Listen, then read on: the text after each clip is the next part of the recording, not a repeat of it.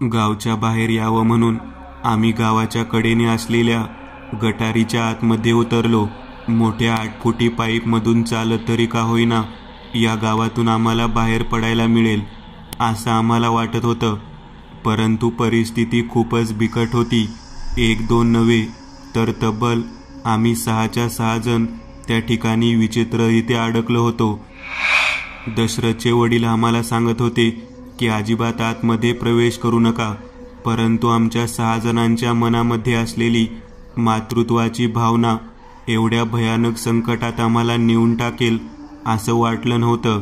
विशाखा माझ्याकडे पाहत म्हणाली, अनिल, तुला मी सांगितलं होतं की कोणत्याही गोष्टी पाठीमागे काही ना काहीतरी कारण असतं. ते कारण जाणून घेतल्याशिवाय पुढे जायला नको, परंतु तू ऐकलं नाहीस. आज 3 मुलींचा आणि 3 मुलांचा जीव अडकून पडलेला आहे केवळ तुझ्या एका भावनेमुळे. लक्षात घे, मनामध्ये जर एवढंच दातृत्व आणि एवढंच प्रेम जर दाखवायचं होतं तर एखाद्या अनाथाश्रमातल्या मुलीला, एखाद्या सोडून दिलेल्या बाईला मदत म्हणून काहीतरी करायचं होतं.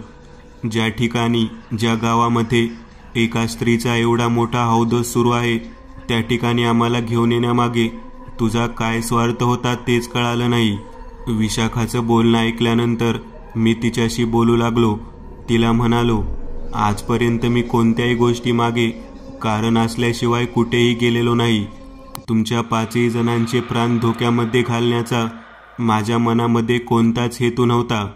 पण एक गोष्ट आवर्जून सांगू इच्छितो. आत्म्यापासून जीवाच्या आकांताने तळमळणाऱ्या बाईचा आवाज ऐकल्यानंतर, तिने आपल्याला साथ घातल्यानंतर आपण तिच्या मदतीला जावे का न जावे ते तुम्ही 3ही स्त्रिया असून त्याचे उत्तर मला द्यावं. अभिषेक आणि जयंत हे 2 जण माझे मित्र आहेत. ते पुरुष असून सुद्धा त्या बाईला आक्रदत ओरडत असताना पाहून सोबत यायला तयार झाले. परंतु तुम्ही मुली मात्र आता आपण संकटात सापडलो आहोत म्हटल्यानंतर मला दोषी ठरवत आहात. तुमचं बोलणं मला अजिबात पटलेलं नाही. आजपर्यंत आपण मित्र म्हणून प्रत्येक गोष्टीमध्ये एकत्रित आलेलो आहोत. तेवढ्यात तृप्ती विशाखाकडे पाहत म्हणाली, अगं विशाखा, समोर बघ काय आहे. आम्ही मोठ्या 8 फुटाच्या गटारीतून वाट काढत एका विशिष्ट वळणावरती आलेलो होतो, जिथे पाईप नदीच्या दिशेने वळालेली होती. त्याच ठिकाणी तृप्तीच्या नजरेसमोर काहीतरी वेगळं दृश्य दिसलं. तिने विशाखाचा हात हातात धरत आमच्याकडे पाहत बोलायला सुरुवात केली, अनिल, हीच आहे का ती स्त्री? ते बघ समोर, पूर्ण पांढऱ्या शुभ्र कपड्यामध्ये उभारलेली आहे. मी तृप्तीकडे पाहत म्हणालो, तृप्ती, तू मागे सरक. तृप्ती माझ्या मागे येऊन उभारली. घोट्या एवढ्या गटारीच्या पाण्यामध्ये आम्ही उभा राहून समोर असलेल्या त्या भयानक स्त्रीला पाहत होतो.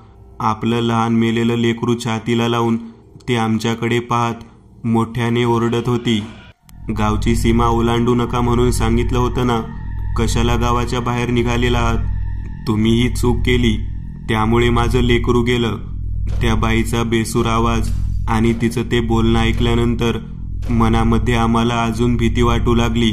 मी तिच्याकडे पाहत म्हणालो, हे बघ ताई, तू कोण आहेस माहीत नाही, परंतु एक सांगतो, आम्ही तुझ्या मदतीसाठी जिथं गावामध्ये आलो होतो. आजपर्यंत या गावामध्ये कोणी प्रवेश केला नाही आणि तो पालथा असलेला तांब्या सरळ सुद्धा केला नाही. मी पहिल्यांदा त्याचा प्रयत्न केला आहे. काही गरज नव्हती पालथा तांब्या सरळ करण्याची. तो तांब्या सरळ करून तुम्ही माझा शांत असलेला देह पुन्हा विचित्र त्रासामध्ये ढकलून दिलेला आहे. नको त्या गोष्टीमध्ये नाक खुपसायला तुला कोणी सांगितलं होतं? आणि मला ताई म्हणून तुला वाटतं का तू या ठिकाणाहून जिवंत बाहेर जाऊ शकतोस? अजिबात नाही. या माझ्या तान्या लेकराला जिवंतपणी मरण आणणारा व्यक्ती तू आहेस. वडाच्या झाडाजवळ मोठा बोर्ड लिहिला होता ना की गावामध्ये प्रवेश करू नये. का प्रवेश केला गावामध्ये? विशाखा त्या बाईकडे पाहत घाबरत म्हणाली, खूप मोठी चूक झाली. मला किंवा अनिलला, आमच्या मित्रांपैकी कोणालाही माहीत नव्हतं की त्या प्रवेशामुळे तुमच्या लेकराचा जीव जाईल. आम्ही सर्व लोकांना मदतीच्या दृष्टिकोनातून कायम प्रयत्न करत असतो.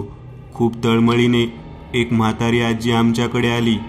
ती म्हणत होती, माझ्या नातीला मोकळं कर, माझ्या नातीला मोकळं कर.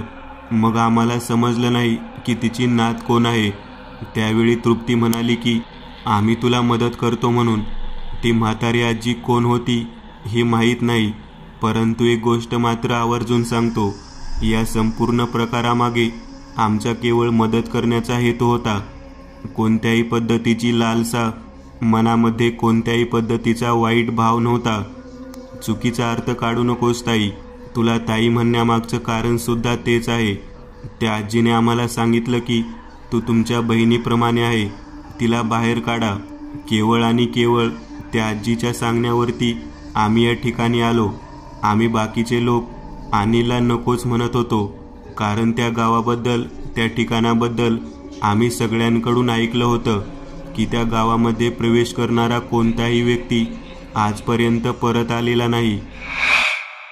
त्याचा मृत्यू त्याच गावाच्या हद्दीच्या आतमध्ये झाला आहे.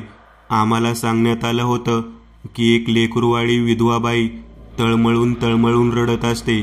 एका झाडाच्या कठड्यावरती बसून मदतीसाठी हाक मारत असते. दुसऱ्या मध्यभागी असलेल्या झाडाच्या खालच्या झोपडीमध्ये पालता असलेला तांब्या उताना केल्यावरती ती बाई आणि तिचं लेकरू मुक्त होतं. तेव्हा समोर असलेली ती भयानक स्त्री आमच्याकडे पाहत म्हणाली, मूर्ख आहात तुम्ही सगळे. त्या झोपडीतला तांब्या जो पालता होता त्यामुळे मी शांत होते, माझं लेकरू शांत होतं.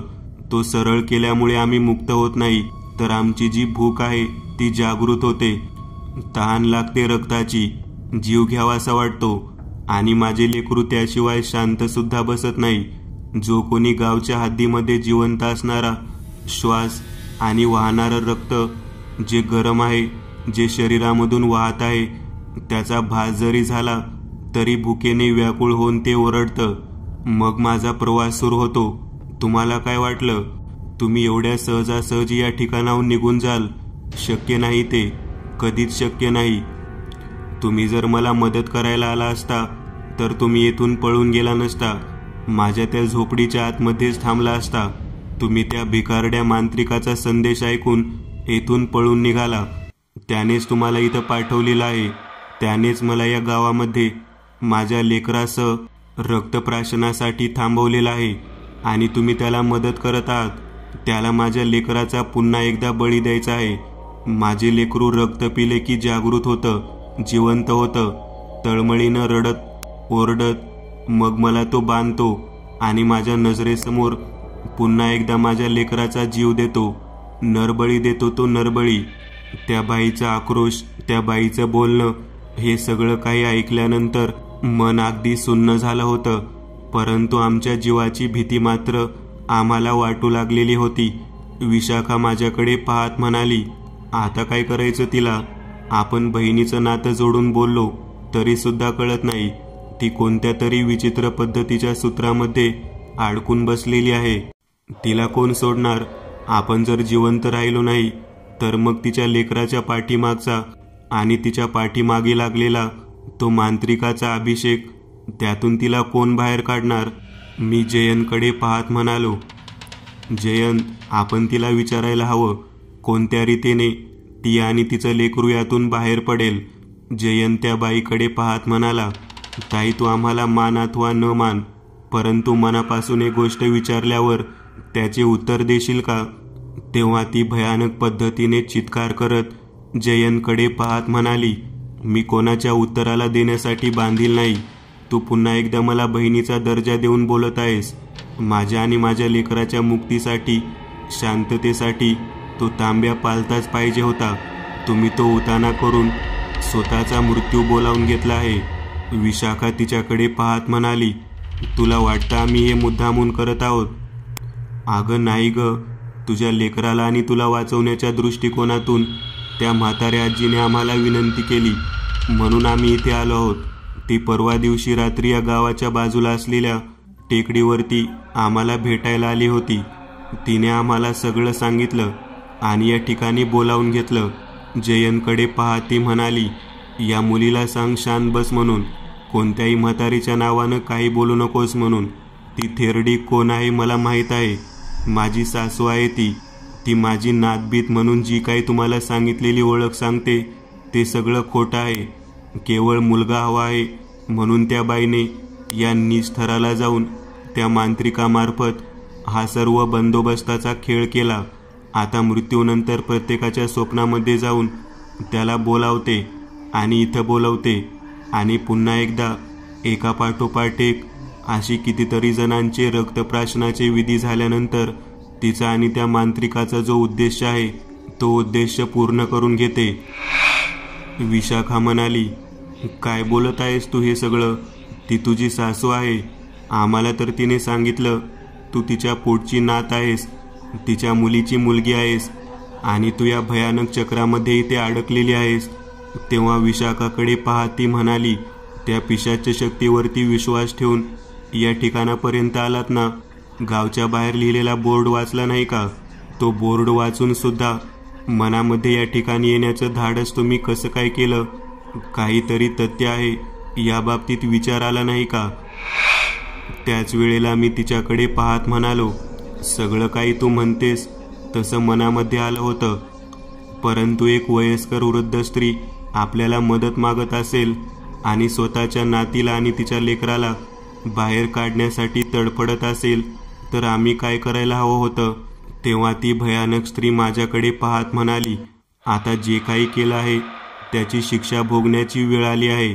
मूर्खांनो, तुमचा जीव तर जाईलच. पुन्हा परत माझ्या नजरेदेखत माझ्या लेकराचा जीव तो नालायक मांत्रिक माझ्या सासूबाईच्या सांगण्यावरून घेणार. 11 वेळा ही जर घटना घडली तर ते त्यांच्या उद्दिष्टामध्ये पूर्ण होणार. मग काय होईल या गोष्टीची जाणीवच नाही तुम्हाला. केवळ मी या ठिकाणी त्या झोपडीमध्ये शांत अवस्थेत आहे म्हणून मी कोणाला काही करत नाही, परंतु ती थेरडी त्या मांत्रिकाला जागृत करण्यासाठी 11 वेळा माझ्या लहान मुलाचा बळी देण्यासाठी नवनवीन पद्धतीने गावाच्या भोवताली असलेल्या लोकांना मदत मागते आणि बोलावून घेते आणि इथं अडकलेल्या लोकांस रक्त माझ्या लेकराला पिण्यास भाग पाडते. आता तुम्ही 6 जण जे आहात ते पुन्हा एकदा या ठिकाणी मृत्युमुखी पडणार. माझं लेकरू जागृत होणार आणि पुन्हा एकदा माझ्या लेकराचा जीव तो मांत्रिक रक्तप्राशनाच्या रूपाने घेणार. 11वी वेळ आहे ही. 11व्या वेळेसे जर घडलं तर मग मात्र तो मांत्रिक मनुष्य देह धारण करून माझ्या सासूसोबत स्वतःही जिवंत होईल आणि त्या थेरडीसोबत सैतानी शक्तीचा नंगा नाच करेल. त्याची ताकद एवढी मोठी वाढलेली असेल की गावाच्या आतमध्ये ज्या पद्धतीने माझी सासू स्वप्नामध्ये जाऊन प्रत्यक्ष जाऊन लोकांना बोलावून त्या विचित्र पद्धतीचा विधी करून स्वतःला आणि त्याला जिवंत करण्यासाठी प्रयत्न करते, त्याऐवजी ते दोघेही जण गावाच्या बाहेर पडून हे कार्य करतील. मग किती लोक मरतील याची गणतीच न केलेली बरी. त्या स्त्रीचं बोलणं ऐकल्यानंतर आम्ही सर्वांनी कपाळाला हात लावला आणि त्या ठिकाणीच तिच्या समोर दया याचना करत म्हणालो, काही ना काहीतरी मार्ग असेल ना? आमच्याकडून नकळत चूक घडलेली आहे. जो शरण आलेला आहे त्याला मरण नाही. आम्ही अगोदरपासून सांगत आहोत. केवळ तुझ्या लेकराचा रडण्याचा आवाज आणि तुझा आवाज जो काही आम्हाला ऐकू येत होता ते सर्व काही दाखवल्यामुळेच आम्ही तू म्हणते त्या म्हाताऱ्या बाईच्या बोलण्यामध्ये फसलो आणि या गावाच्या आतमध्ये आलो. आमच्या मृत्यूसाठी हा जो काही त्या बाईने सापळा रचला होता त्या सापळ्यातून आम्हाला बाहेर पडण्यासाठी तूच मदत करावी. तेव्हा ती बाई विकृत हास्य करत आमच्याकडे पाहत म्हणाली, जर मी तुम्हाला इथून बाहेर पडू दिलं तर माझ्या मुलाचा मृत्यू ज्या भयानक पद्धतीने घडवून आणला होता ते दृश्य मला पुन्हा ते लोक दाखवतील आणि ही भयानक घटना मला परत पाहायची नाही. तेव्हा विशाखा तिच्याकडे पाहत म्हणाली, काहीतरी उपाय असेल ना? एकतरी उपाय असेल जो तुला माहीत असेल. अगं ताई, तू काही करायला सांगितले तर आम्ही तयार आहोत, परंतु आम्हाला इथून बाहेर पडण्यासाठी तू मदत कर. तू आणि तुझ्या मुलाला मुक्त करण्यासाठी आम्ही हा सर्व खटाटोप केला. आमची भावना वाईट नाही. तिचं सगळं बोलणं ऐकल्यानंतर ती स्त्री आमच्याकडे पाहत म्हणाली, तुमची भावना जरी योग्य असली तरी ज्या मांत्रिकाच्या फेऱ्यामध्ये तुम्ही अडकलेला आहात तो फेरा तोडण्यासाठी एका अशा जागी जावे लागेल जिथे गेल्यानंतर जाणारा पहिला व्यक्ती भ्रमिष्ट वेड्या माणसासारखा स्वतःच्या मस्तकावरती स्वतःचा हात बडवत बसेल. त्याला पुढे काय करायचे ते कळणार नाही.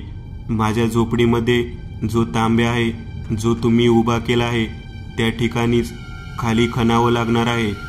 त्याच ठिकाणी त्या मांत्रिकाची 2 हाडं माझ्या सासूने खाली पुरून ठेवलेले आहेत.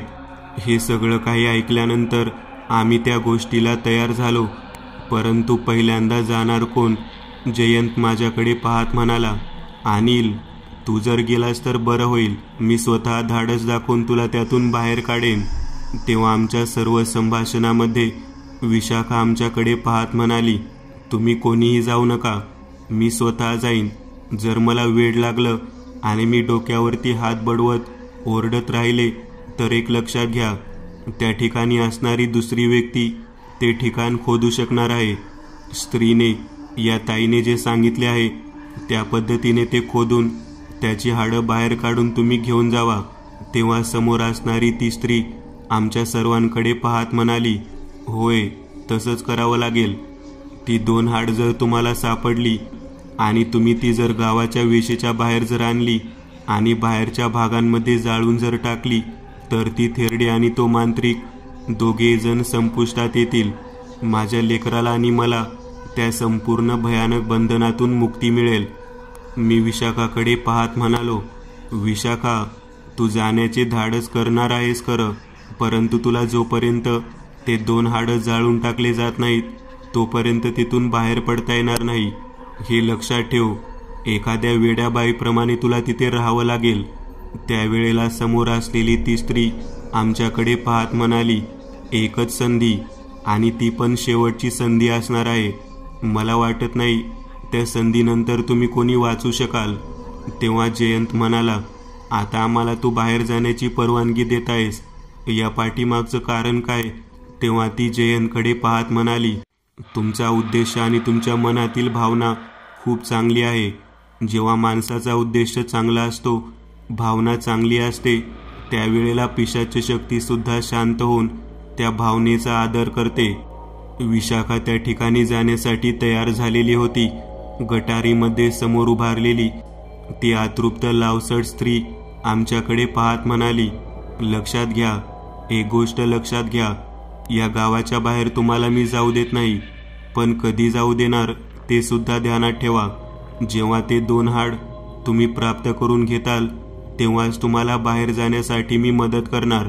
विशाखाकडे पाहत म्हणाली, पोरी, तू मोठ्या मनानं त्या ठिकाणी जायचं ठरवलं खरं, परंतु एक गोष्ट लक्षात घे, जर दुसऱ्या व्यक्तीने खोदून सुद्धा त्याला हाडं सापडले नाहीत आणि जर तो मांत्रिक आणि ती थेरडी त्या ठिकाणी जागृत झाली तर मग मात्र तुला आयुष्यभर त्या ठिकाणी वेड होऊन फिरावं लागेल. त्या बाईचं हे बोलणं ऐकल्यानंतर मनामध्ये भीती वाटू लागली. आता कोणत्या रीतीने आपण पुढे जावं याचा विचार आम्ही सर्वजण करत होतो. जयंत माझ्याकडे पाहत म्हणाला, हे कार्य खूपच भयानक पद्धतीचं आहे. जर विशाखा या सर्वात अडकली तर एकही व्यक्ती यातून मुक्त होणार नाही, उलट आपण सर्वच्या सर्वजण मारले जाऊ. त्यावेळेला मी त्याच्याकडे पाहत म्हणालो, आपली भावना खूप चांगली आहे हे विसरू नकोस. आपण या बाईला आणि तिच्या लेकराला त्या मांत्रिकाच्या त्रासातून बाहेर काढण्यासाठी मदत करत आहोत. जेव्हा चांगल्या मनाने मदत केली जाते तेव्हा त्या गोष्टीमध्ये नक्कीच यश प्राप्त होते. केवळ आणि केवळ माझ्या या 2 शब्दांवरती सर्वच्या सर्वजण तयार झाले आणि आम्ही परत त्या चाललेल्या गटारीच्या मार्गाने वापस निघालो. ज्या ठिकाणाहून आम्ही मेन होल खोलून निघालो होतो त्या ठिकाणाहूनच वरती चढलो आणि एक एक करत त्या गावातील त्या झोपडीच्या दिशेने आजूबाजूला पाहत निघालो. तेव्हा झोपडीच्या मागच्या बाजूला असलेल्या कठड्यावरती ती म्हातारी बाई दिसत होती, जी त्या रक्तप्राशनाच्या विधीसाठी आम्हाला स्त्री कधी घेऊन येते आणि कधी आमचा जीव घेते याची ती वाट पाहत होती. आमच्या सर्वांच्या रक्ताच्या तहानेसाठी व्याकुळ असलेले ते लहान बाळ जिवंत अवस्थेत येऊन ती बाई त्या मांत्रिकासोबत त्याचा बळी द्यावा म्हणून वाट पाहत होती. त्या परिस्थितीत आम्ही त्या ठिकाणी पोहोचलो. आजूबाजूला पाहत त्या झोपडीच्या मागच्या बाजूने जाऊन विशाखाने आत प्रवेश केला. तिने केलेला तो प्रवेश आमच्यासाठी खूप महत्त्वाचा होता. कारण त्यानंतर त्या ठिकाणी खोदायचे काम हे जयंत करणार होता. आम्ही बाहेर नजर ठेवून होतो. ती कठड्यावर बसलेली म्हातारी जिवंत नव्हती, ती एक पिशाच होती. हळूहळू विशाखा झोपडीच्या मागच्या बाजूला जाऊन पोहोचली. तिने आतमधला तांब्या पुन्हा आहे या अवस्थेत स्थिर ठेवला. तो बाजूला काढला. तेवढ्यात विशाखा डोक्यावरती फटके मारत किंचाळू लागली आणि ओरडू लागली. तिचा तो ओरडण्याचा आणि किंचाळण्याचा आवाज ऐकून कठड्यावरती बसलेली ती म्हातारी झोपडीच्या दिशेने निघाली. आमचं नशीब खूप मोठं म्हणून विशाखा तेथून ओरडत, डोक्यावरती फटके मारत, मान हलवत बाहेरच्या दिशेने पळत सुटली. म्हातारी तिला धरण्यासाठी धावू लागली. नेमकं काय घडलं हे त्या म्हातारीला कळत नव्हतं. आम्ही त्या गोष्टीचा फायदा घेत आतमध्ये प्रवेश केला. त्या सैतानी म्हातारीने विशाखाचे केस हातात धरले आणि तिला ओढत ओढत झोपडीच्या दिशेने ती घेऊन येऊ लागली. तू किती इथून वाचण्याचा प्रयत्न केलास तरी तुला तुझ्या लेकराला 11व्या वेळेस मीच मारणार. माझ्या गुरुला मी जागृत करणार आणि मग सिद्धी प्राप्त करून घेणार, असं म्हणून ती बाई ओरडत होती. वंदे, ही पोरगी तू आत पाठवली होतीस का? तुला आणि तुझ्या बाळाला इथून मोकळं व्हायचं आहे ना? कायमस्वरूपी मोकळं करून टाकते आता. हे सगळं काही बोलून झाल्यानंतर आम्ही त्या म्हातारीकडे पाहत होतो. तिने हळूहळू विशाखाला ओढत त्या ठिकाणी आणायला सुरुवात केली. तेव्हा आमच्या सोबत असलेली तृप्ती त्या म्हातारीच्या समोर जाऊन उभारली. एक एक जण म्हातारी समोर जाऊन उभारला. जयंतला मी म्हणालो, या म्हातारीला जोपर्यंत आपण सगळेजण मिळून गुरफटून टाकू तोपर्यंत तेथे खोदून तुला हाडे बाहेर काढावी लागतील. जयंतने 2-3 कुदळीच्या फटक्यामध्ये तेथे खोदून घ्यायला सुरुवात केली. त्यावेळेला झोपडीच्या मागच्या बाजूला मोठमोठ्यांदा विशिष्ट पद्धतीचे मंत्र उच्चारण करणारा मांत्रिकाचा प्रेतात्मा दिसला. तो माझ्याकडे पाहत म्हणत होता, माझा आणि बायडीचा नायनाट करण्यासाठी आला आहात का? एकाही व्यक्तीला इथून बाहेर जाऊ देणार नाही. कुठूनही बाहेर पडण्याचा प्रयत्न केला तर केवळ तुमच्यासाठी मृत्यू आणि मृत्यूच आहे.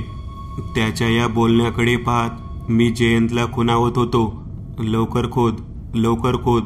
जयंतने माती बाजूला केली आणि त्यातील 2 हाडं माझ्या दिशेने फेकली. मी काही क्षणातच ती हाडं प्राप्त करून घेऊन येथून धावत धावत निघालो. त्या म्हातारीने विशाखाला सोडले आणि तृप्तीला पकडले. जयंत ओरडत होता, विशाखा चल इथून, चल, आपल्याला आलेल्या वाटेने गावाच्या बाहेर पडायचं आहे. परंतु विशाखा जोपर्यंत त्या दोन्ही हाडांना जाळलं जात नाही तोपर्यंत शुद्धीवर येणारच नव्हती. तिची भ्रमिष्ठ सारखी अवस्था तशीच राहणार होती हे मला माहीत होतं. मी आलेल्या त्या गटारीच्या मार्गाने वेगाने धावत धावत बाहेरच्या दिशेने निघालो. ज्या ठिकाणी मला ती वंदना म्हणायची लावसट स्त्री दिसली होती, जी आतृप्त होती, ती मला मदत करण्याच्या दृष्टीने समोर उभारलेली दिसली. माझ्या पाठोपाठ एक एक जण त्या गटारीमध्ये उडी मारून धावत पळत सुटलेला होता. आमच्या सर्वांच्या पाठीमागे जागृत झालेला तो सैतानी मांत्रिक आणि बायडी म्हणायची ती सासूबाई आक्रोश करत मागे लागलेली होती. ते लहान बाळ स्वतःच्या हातामध्ये घेऊन आम्हाला मदत करणारी ती लावसट स्त्री सगळ्यांच्या समोर उभा राहून आम्हाला एका बाजूने वर बाहेर पडण्यासाठी मदत करू लागली आणि त्याच मोठ्या पाईपच्या आतमध्ये तो सैतानी मांत्रिक आणि ती बाई तेथे येऊन उभारलेली होती. ते सर्व पिशाचे असणारे लोक आमच्या मृत्यूच्या प्रतीक्षेमध्ये नंगा नाच घालणार होते. आता अशी परिस्थिती होती की आपण जर बाहेर पडलो नाही तर सर्वच्या सर्वजण त्याच गावामध्ये संपणार होतो आणि जर बाहेर पडलो तर त्या बाईसह त्या लहान लेकराला त्या भयानक प्रकारातून बाहेर काढून आम्ही एक सगळ्यात मोठं काम करणार होतो. गावाच्या बाहेर नदीच्या बाजूला जिथे ती गटार मोकळी होत होती तिथपर्यंत धावत आम्ही पोहोचलो होतो. तिथे पोहोचल्यानंतर नदीच्या बाजूच्या भागामध्ये आम्ही ते दोन्ही हाडं खाली टाकले आणि आपल्या अंगावरचे कपडे काढून त्याला पेटवायला सुरुवात केली. आमचा हा सर्व प्रकार पाहून त्या ठिकाणापर्यंत धावत येणारी ती म्हातारी आणि तो मांत्रिक शेवटचा प्रयत्न म्हणून आमच्या दिशेने वेगात येऊ लागला. त्याच वेळेला ती स्त्री आमच्या आणि त्यांच्यामध्ये येऊन उभारली. तिचा आक्रोश आणि तिचे ओरडणं पाहून ते दोन्ही पिशाच प्रेतात्मे आहे या जागेवरती थांबले. आम्ही त्या अग्नीला पाहत हात जोडले आणि मुक्ती देण्याच्या दृष्टिकोनातून आम्ही नमस्कार करू लागलो.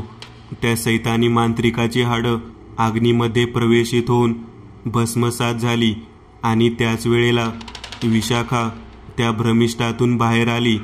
ती म्हातारी, तो मांत्रिक आणि ती स्त्री तिच्या बाळासह त्या ठिकाणाहून मुक्त झाली. त्या सर्वांचा मुक्तीचा जो आक्रोश होता, जो शेवटचा भाग होता, तो डोळ्यासमोर फार भयानक पद्धतीने दिसत होता. अखेर आम्ही 6 जण त्या गावातून एक चांगलं कार्य करून बाहेर पडलेलो होतो. आत्मा मुक्तीच्या दिशेने जात असताना लोकांना आशीर्वाद देतो, तोच आशीर्वाद घेऊन आम्ही सर्वजण त्या गावातून अखेरचे बाहेर पडलो. मित्रांनो, आज पुरतं एवढंच. तुम्हाला जर काही गोष्ट आवडली असेल तर नक्की लाईक करा.